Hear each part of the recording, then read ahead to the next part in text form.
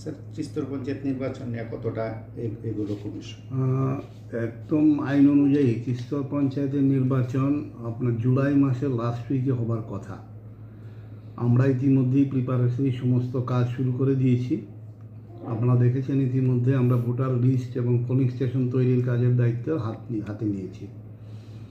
আমাদের বিশ্বাস যদি যথাসময়ে আমরা শেষ করতে পারি, শেষ করার পরেই আমরা এই ব্যাপারে প্রপোজাল রাজ্য সরকারকে দেব, যাতে নির্দিষ্ট সময়ে 5 বছর মেয়াদ পূর্তির আগেই আমরা আবার নতুন করে এই ত্রিস্তরীয় পঞ্চায়েত নির্বাচন করতে পারি। এখন রাজ্য সরকারের মতামত এই ক্ষেত্রে প্রাসঙ্গিক বা জরুরি। আপনারা মানে কতটুকু কাজ এগুলো কি কি?